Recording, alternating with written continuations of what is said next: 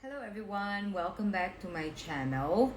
So in today's video, it's going to be all about how to start a carnivore diet, a beginner's guide to carnivore diet, but I'm only going to focus on three key things that I think it's going to make a huge impact whether you adapt to it or transition to it successfully. So if this is of interest to you, please continue watching. So the reason why I wanted to do this particular topic on how to start a carnivore diet, or tips for beginners, is because with the popularity of keto, more and more people are starting to realize that sugar is not good.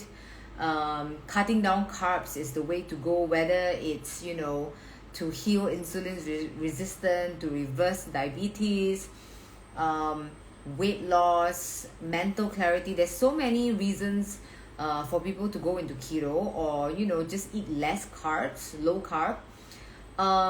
It's just very soon that people will start to want to try carnivore, because carnivore diet is a really powerful elimination diet.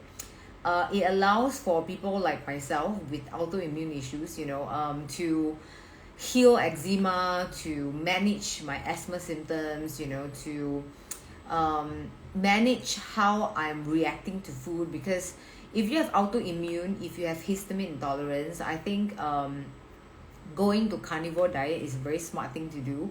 And especially if you come from a background of having a lot of gut issues, always having indigestion, always feeling like you're very tired after you eat, or even just not sleeping well.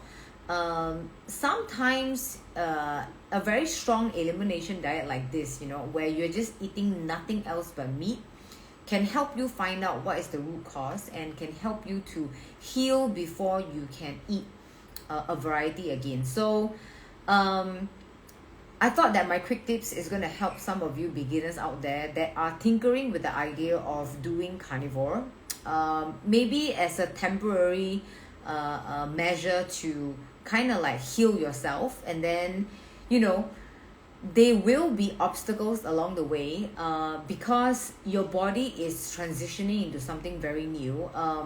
Changing the way you eat, and not doing it properly can really kind of like determine how long you can stay on this diet, and whether or not you can heal with the proper time, and also whether you can get all the benefits that you're supposed to be getting from.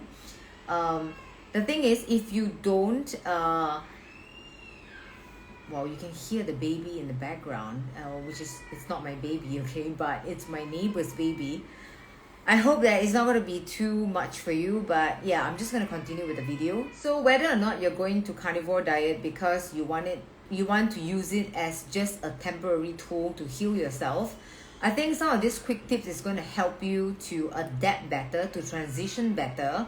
Whether you're coming from, eating a lot of processed food to straight away carnivore, or transitioning from keto to carnivore, these three tips will help. Sorry for the background noise. If it's too much, I really, there's nothing that I can do about it, but perhaps I should invest in a proper set of microphones in future. Okay, so let's go into tip number one. Variety is key. Okay, why do I highly recommend variety? It's because if you look at what's out there, a lot of people are pushing for just eating ruminant meat, just eating beef only, and it is very simple. It keeps things very minimalistic. It's very easy to achieve. You might even save costs doing that, but if you're just starting out, think of it this way. We have grown to be very used to variety as human beings. We keep ourselves engaged with variety. We like to see new things. We like to experience new things. So whether your family used to make food for you, or you're making food for yourself, or you're buying food from the restaurant, you're ordering a meal, just think of your conventional plate, right? Usually it will be very colorful. You will have different types of food sources, that's how your brain sees it as, oh, it's a whole meal, it's holistic, it has a lot of colors, it's different types of food, there's a bit of sweet, savory. We are very into variety as human beings. It keeps things interesting for us. But when you go on the carnivore diet, your ultimate goal is to find out what are the meat or types of other non-animal products that are suitable for you eventually. You will need to cut out a lot of things. You cannot eat vegetable, there's no fruits, there's all the colors, all the rainbow colors are just gone. Most of the time your plate will look like a very savage, gruesome looking meal that is not Instagram worthy. Trust me, the reason why I don't have a lot of steak photos in my Instagram is because the color is just not very appealing. I'm sure you guys know what I mean. So variety is going to keep you interested, keep you engaged when you are starting to adapt. It makes things less boring and easier to adhere to. So every day you will have something to look forward to. You don't have to mix different types of meat in one plate. If you can, it'll be great, because every time you eat your carnivore meal, it's going to be very interesting. Some people cannot take it when they think about, I just eat beef, that's it. It's very difficult for a beginner's mindset to kind of go into. But some of us feel a lot of pain and discomfort from our health condition. We go for the very drastic method.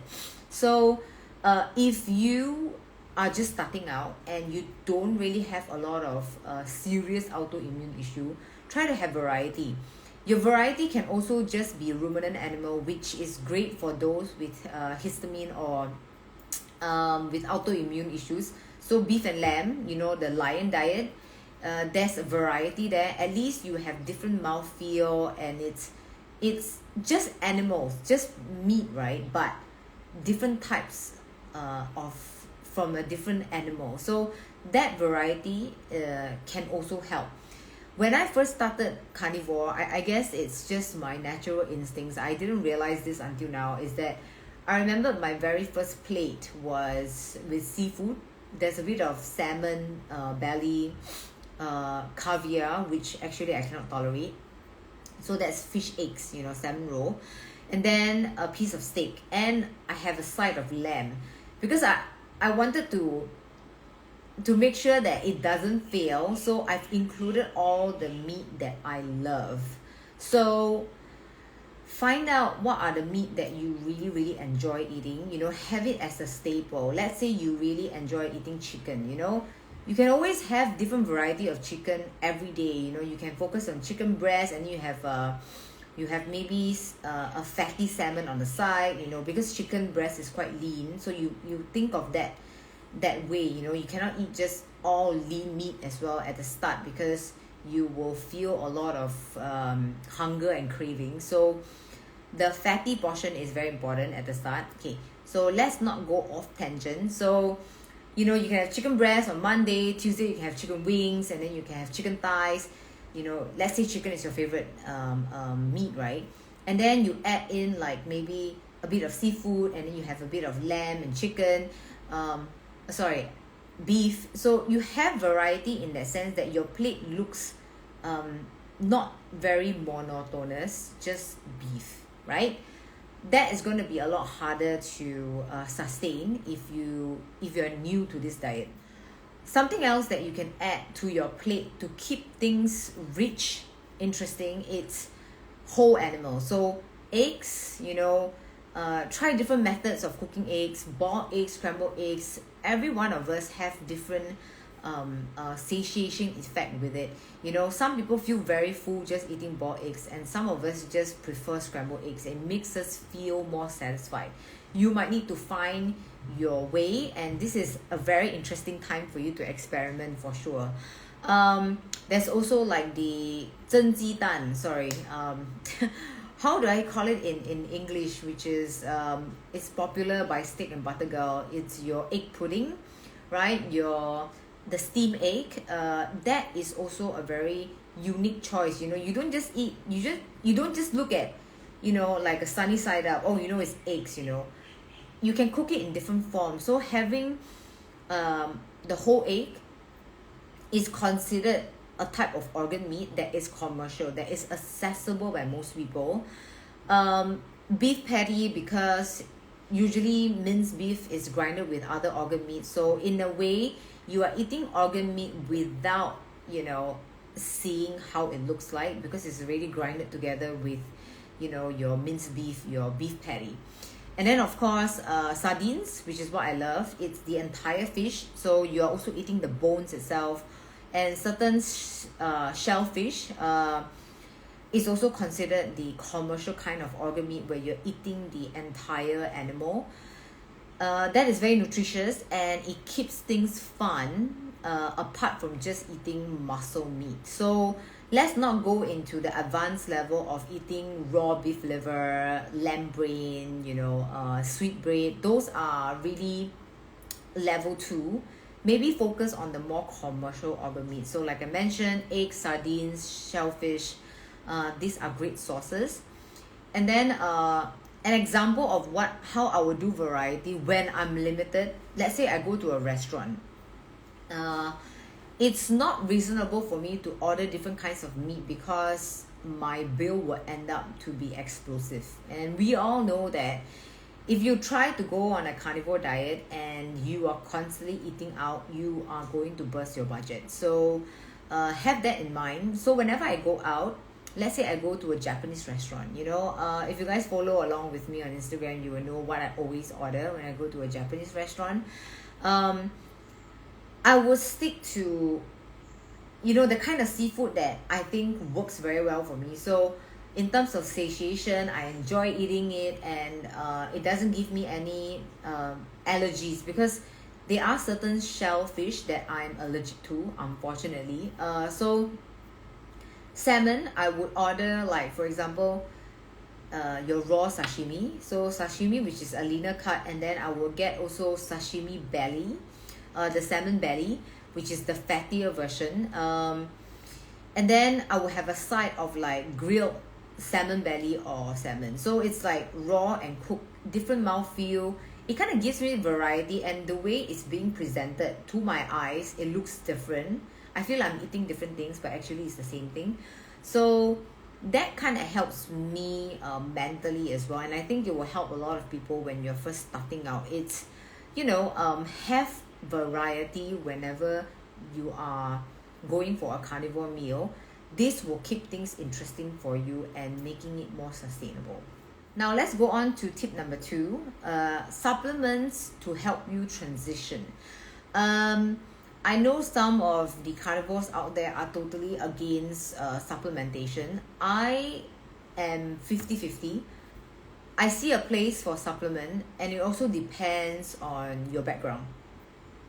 If you used to be if you used to be on medication a lot, you take a lot of antibiotics, you used to have, you fall sick easily, you kind of tend to kill your natural gut health, and therefore when your gut is not functioning properly, whether or not you're eating very wholesome, healthy food, nutritious food, your gut just is not functioning enough to absorb all the nutrients that it needs. So some of us may be very mineral deficient, which is why some of us do very well with salt.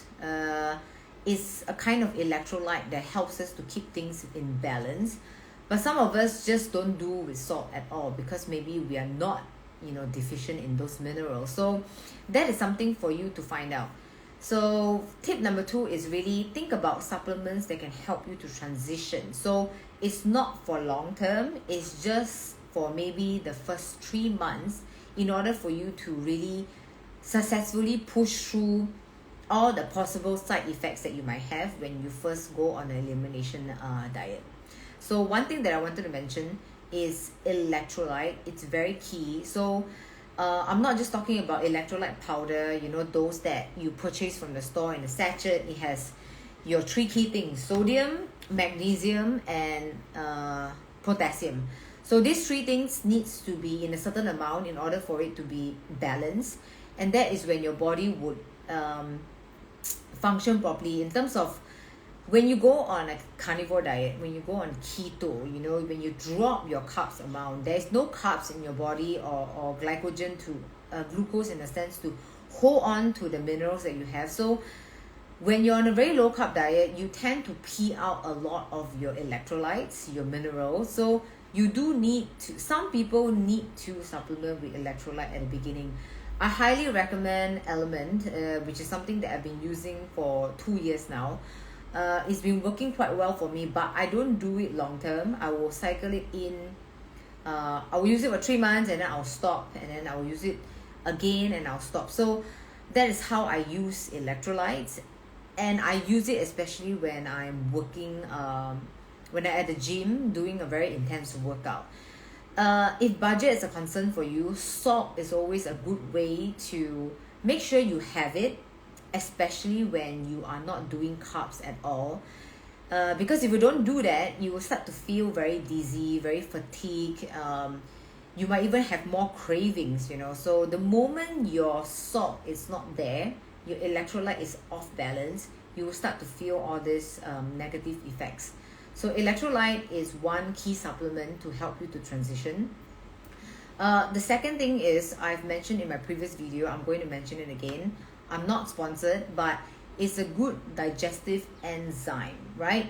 So digestive enzyme can help you to break down the protein, the fatty meat, and you know, make it a little bit more digestible. There are some people that, you know, they are not used to eating a lot of meat at one time, and then when they go into a carnivore diet, they think that, oh, you know what, I see people on YouTube, they just eat a big plate of meat, I'm just gonna do that.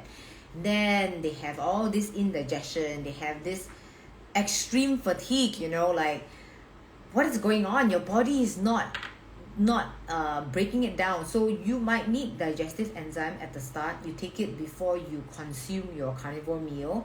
That can help you to absorb the nutrients better and to transition to a all meat diet. And then lastly is one of my favorite. It's something that I still use today. When you go on a carnivore diet, I think it's very dumb if you straight away start out with very lean meat, because your body will have no energy source to rely on. If you're just only eating lean meat, which is just protein, there's no fats, and you're not eating carbs, your body will have no energy. So always make sure that you're eating fatty meat at the start. You can taper it later on when you are more adapted and you're more experienced with the diet. So sparkling water is something that I always have, and a lot of the carnivores out there, the influencers, they also recommend this. And sparkling water is really helpful when, especially after you eat a very, very fatty meal, and then you feel this like sensation at your throat, you know, like you're gonna burp, and then you feel like, oh no, I'm gonna have the runs, I ate so much of that fatty meat, you know. Your body, maybe your gallbladder, your digestion, it's doing many things, you know. It's making you feel like you want to puke and you want to go to the washroom at the same time. So this is a time that you especially you feel a bit nauseated, you know, like you are about to gag. That is a sign that your body is still not very used to the kind of fatty meat. So sparkling water can help a lot. I wouldn't drink sparkling water cold, because there is something about eating hot rendered fat, like a fatty steak, right? When it's very hot, a fatty meat, so something very hot goes into your stomach, and then you drink cold sparkling water. I've heard like very bad experiences with it. So try to make sure that your sparkling water is not ice cold, it's a bit room temperature. That can help you to kind of like reduce that nauseating effect. And then the last tip, how to manage your cravings. So this, why you want to manage craving is because during the adaptation phase, understand that it's normal to have a bit of craving, because your body is going through a change. it's going through a withdrawal effect, it's kind of screaming to you, hey, where's my glucose? You're supposed to be giving me my chocolate now, where is it? So your body is still in that stage where it's not trained yet. So you need to find ways to manage your craving, not give in, because when you give in, you're just going to go into that vicious cycle of, I'm going to be a good carnivore from Monday to Saturday, and Sunday I'm going to eat all the crap that I want. Honestly, you're putting your body into a very damaging state, and it's not a very good thing psychologically. So how do you manage cravings? So first things first, make sure you eat enough fats and enough protein. I know that in the space, all of us recommend eat a lot of fatty meat. Some people don't feel very satiated just eating, pure fats, whether it's beef suet or just eating a stick of butter. Some of us are very different. We don't feel as satiated as when we eat when we stuff our face with rice, but you only feel full for like 30 minutes. So that's the blood sugar effect, right? Try eating a lot of fats and see how you feel, whether you still have enough, whether you still have cravings. But I think my advice is not just eat enough fats, but eat enough fat and protein, that 1-to-1 ratio, 100 grams of fat with 100 grams of protein, or 50 grams, I don't want to throw you numbers, but I'm trying to give you a gauge of like, when you eat a steak, you can see whether the steak is marbled enough. When you go for beef short ribs, you see a lot of marbling, that there's a lot more fats, that's what you want to go for, because this very rich fat and sufficient protein is going to send signals to your hormone, to your body, that it's being fed. That is when your cravings are going to be lessened, and eventually it will go away. So the reason why I say it lessens, because, all right, please be realistic. Just a few weeks or a while ago, you are eating your standard sugary processed food. Your body is still running on glucose. So when you go on the first week of not doing it at all, your body is confused, right? It's going to send you a lot of signals. It's going to tell you, hey, like I said, where's the Coke? Where's the chips? Where's the chocolate? So these are signals telling you that you need to go against it by feeding it protein and fats. All right, that's the only way that you can kill off or lessen the cravings. It will not go away instantly. It will take time for your body to get used to it. So give it time. I can give you one example. When I was young, my mom used to buy a lot of Oreos for me because she knows that I love it. And Oreos where I don't eat the black part, the cookie. I would actually eat all the whites, which is the very sweet portion. I used to love a lot of really sugary food, but Oreos is one of my favorite.